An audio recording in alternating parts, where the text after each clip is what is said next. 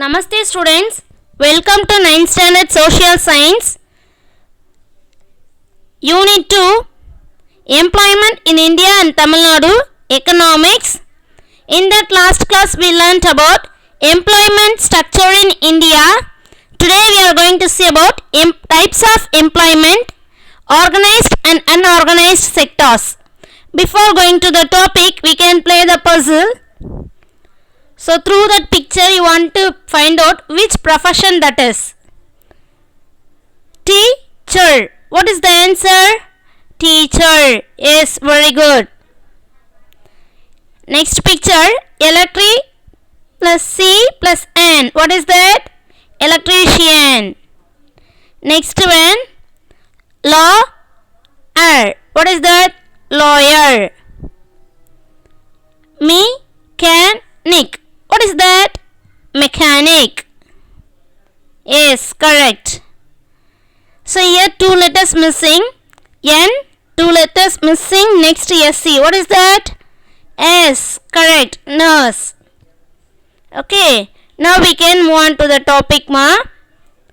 Organized. The types of employment, organized and unorganized sectors. First one, what is organized sectors? Organized sector is incorporated with the appropriate authority or government and follows appropriate rules and regulations. So, organized means incorporated, registered by the government. It can follow some of the rules and regulations, that is known as the organized sector. Shortly we can say it is deliberately planned, designed and duly sanctioned by competent authority. So deliberately planned, already planned, and it is designed and duly sanctioned. Duly sanctioned means முறையாக அனுமதிக்கப்பட்ட by competent authority, a particular authority. Okay va? Appropriate authority, that is known as the organized sector. They are formal by nature. In India, employees of central government and state governments, banks, railways, insurance, industry and so on can be called as organized sector. This sector workers according to certain rules and regulations given in the law. Depends upon the law, they can follow the rules and regulations. Okay. Organized sectors as some formal process and procedure. It has some of the processes and also the procedures. The employees in this sector are provided with job security, receive higher wages than those of unorganized sectors.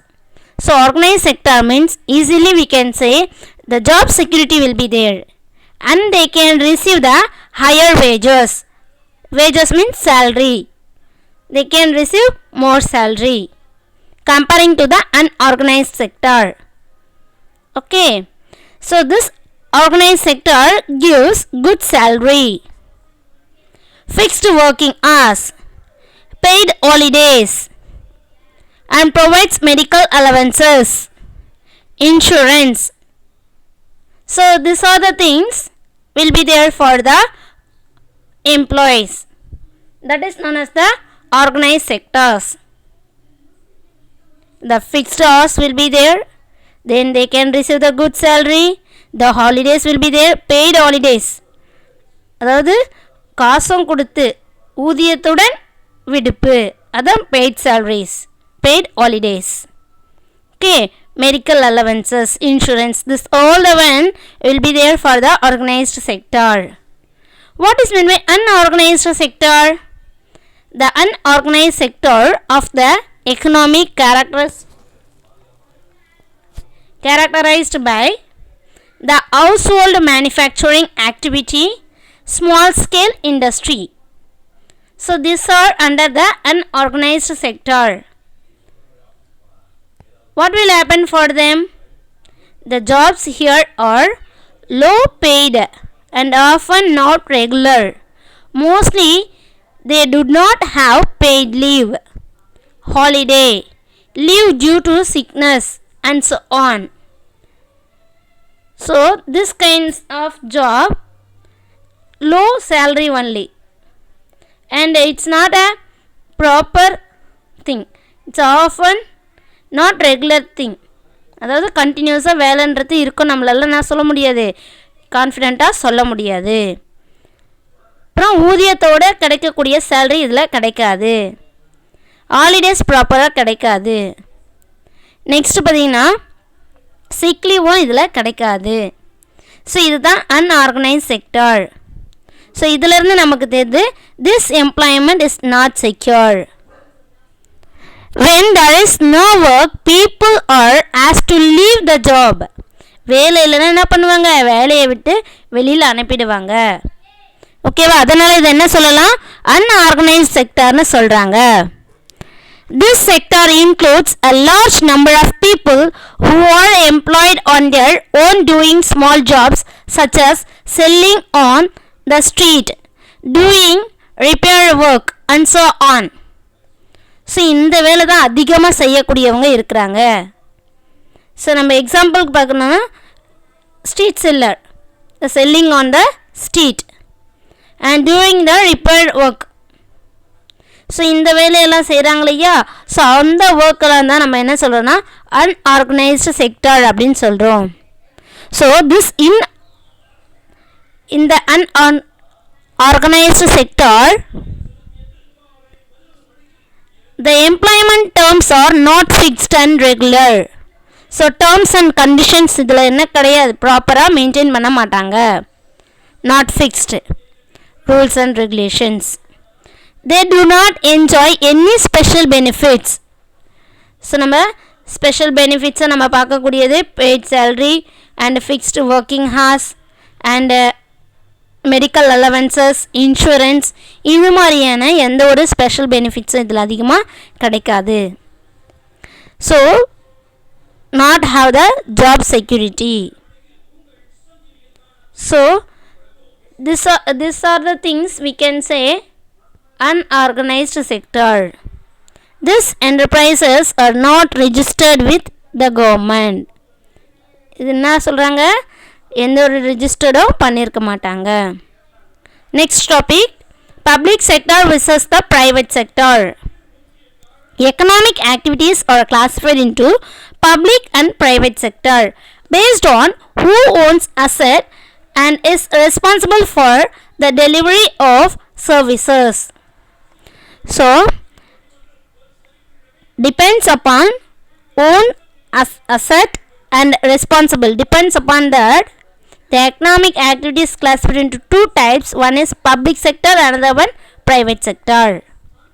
யார் அதை own பண்ணுறாங்க, யார் அதுக்கு responsible, அதை depend பண்ணி public sector private செக்டர்னு two types இருக்குது. Economic ஆக்டிவிட்டீஸில் டூ டைப்ஸ் இருக்குது. நம்ம பார்க்கலாம். இப்போ difference between the public sector and private sector.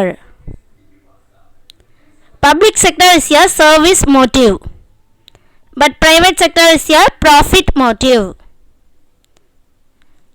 Public sector is owned by the government. Government owns the asset. So in that private sector, private individuals own the asset. The individual person or a group of person own that asset. Asset na enna? சொத்து. சரிங்களா? Wages are paid by the government. So who will give the salary? The government will give the salary. Here wages are paid by the owner of the private enterprises. So individual person will give the salary. The owner of the private enterprises will give the salary. Okay.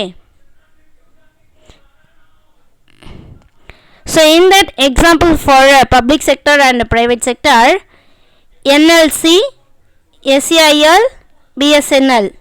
So NLC means what? Neyveli Lignite Corporation. Next one, SEIL, Steel Authority of India Limited. BSNL, Bharat Sanchar Nigam Limited. Private sector, TVS Motors, Ashok Leyland, Tata Steel. So these are the example for public sector and private sector. This BSNL, SEIL and NLC. So these are the things for public sector. Okay. So here the TVS, Ashok Leyland and Tata Steel. So here these are the some example alone. Okay. These are the examples for the private sector. Okay ma. Next class we can see about the employment pattern. Thank you so much.